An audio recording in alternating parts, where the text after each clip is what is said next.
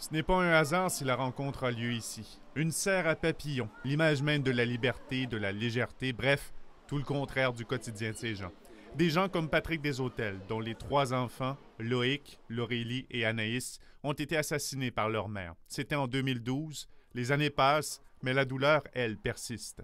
Bien, il y a des journées que c'est des bonnes journées, il y a des journées que c'est moins bon. Il s'agit d'avoir une mauvaise nouvelle, puis ça vient de défaire ta semaine. Et il n'est pas le seul.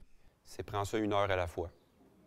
C'est le seul conseil que je peux vous donner. Tous ceux qui l'écoutent ici sont comme lui. Un de leurs proches a été assassiné ou est disparu.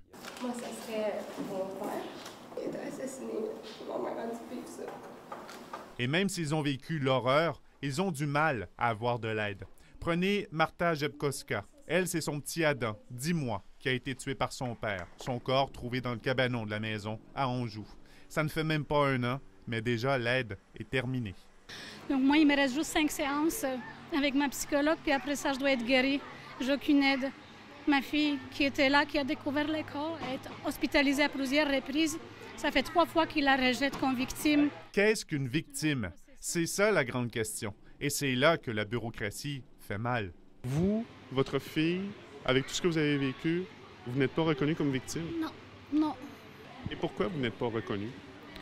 C'est parce qu'ils nous considèrent comme des proches de la victime. Ils m'ont dit que c'est Adam, le bébé qui est décédé, qui est la victime. Nous autres, on est proches. Donc, sur l'aide qu'on a, c'est 30 séances d'aide psychologique. Puis après ça, on doit se débrouiller.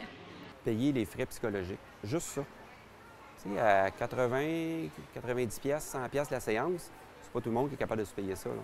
En 2013, l'avocat Marc Bellemare a plaidé pour que Patrick Desautels soit indemnisé. Et ils ont gagné. Mais pour les autres, le processus est constamment recommencé. On a 600 membres chez nous, vous savez. C'est beaucoup de personnes qui devraient être aidées avec une plus grande échelle, que ce soit au fédéral ou même au provincial. Le premier souvenir, c'est vraiment mon bébé. C'est la présence qui me manque énormément. Je ne peux pas accepter qu'il est parti avant moi, qu'il était en santé, puis il n'aurait pas dû de mourir de cette façon-là. Pour ces gens, il y a le drame à surmonter et une bataille au quotidien à livrer. Maxime Landry, TVA Nouvelles, Chambly.